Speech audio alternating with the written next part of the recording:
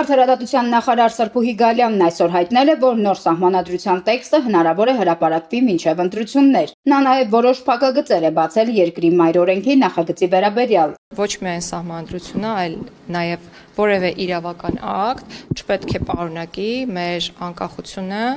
խաղաղությունը,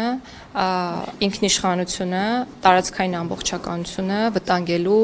դրույթներ։ Գալյանը նաև նշում է, սահմանադրությունը պետք է նայի ապագային։ Սահմանադրական փոփոխությունների խորհրդի անդամ Արտուր Սաքունցը սակայն պնդում է, սահմանադրության ամբողջական տեքստը դեռևս կազմված չէ։ Կան գլուխներ, որոնք դեռևս չեն քննարկել, որոշների առումով էլ քննարկել են, բայց վերջնական որոշում չունեն։ Նրա դիտարկմամբ խոսքը արդարադատության նախարարության կողմից կազմվող փաստաթղթի մասին է, որը համադրում է արդեն քննարկված եւ դեռևս չքննարկված դրույթները։ Քննարկումների առանցքային թեմաներից մեկն ըստ Սաքունցի վերաբերում է եկեղեցի պետություն հարաբերություններին։ Ես առաջարկում եմ, որ հայ-առաքելական եկեղեցու այդ բացառիկների դրույթը կամ ընդհանրապես հանվի կամ առանց բոլորին այլ սահմանում տրվի, որ այո պետությունը եւ եկեղեցին տարանջատեն եւ հայ-առաքելական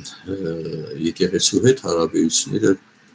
պետք է կարգավորեն առանձին օրենքով։ Մարդու իրավունքներին վերաբերող փոփոխությունները եւս կարևոր տեղ են զբաղեցնում քննարկումներում։ Մոտեցումն այն է, որ իրավունքների սահմանափակումները համապատասխանեցվեն մարդու իրավունքների եվրոպական կոնվենցիայի չափանիշներին։ Հիմա սոցիալական, տնտեսական մի շարք իրավունքներ, որոնք սահմանված են 3-րդ գլխով, եւ այդ իրավունքներին վերաբերող եթե օրենսդրական նորմ կա, որը խախտում է այդ իրավունքը, ապա ոչ քաղաքացիները, ոչ մարդու իրավունքների պաշտպանը եւ որևէ սուբյեկտ իրավունք չունի դիմելու սահմանադրական դատարան։ Հիմա այդ միավորման կլուծվի նաեւ այդ խմբի իրավունքների խախտմանը հանգեցող օրենսդրական նորմի բողոքարկման հնարավորություն սահմանադրական դատարան։ Սաքունցն ուշադրություն է հրավիրում նաև գործընթացի ներառականության վրա։ Ի սկզբանե այս խորհրդի կազմում նախատեսված էր նաև ազգային ժողովում ներկայացված քաղաքական ընդդիմության ներկայացուցիչների ներգրավումը, որոնք չմասնակցեցին։ Դռները բաց են, բայց մարդիկ եթե որոշակի քաղաքական նկատառումներով այլն որոշել են չմասնակցել, դա ամենևին չի նշանակում, որ այն ենթադրյալ նախագիծը, որը մշակվելու է, դա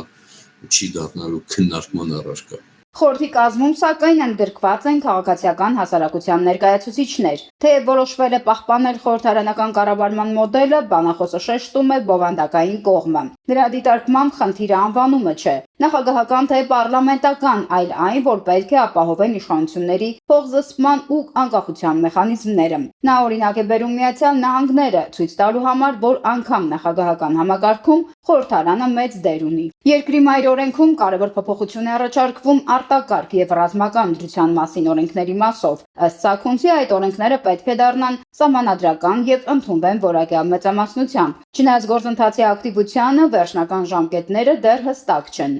Հաշվի առնելով ծավալը այդ փաստաթղթի նախագծի վերջնական տեսքի բերելու եւ սա հայեցակարգի, չեմ կարծում, որ 2026 թվականին հասցվի։ Այսինքն ամենայն հավանականությամբ հանրաքվեն տեղի կունենա 2027 թվականին։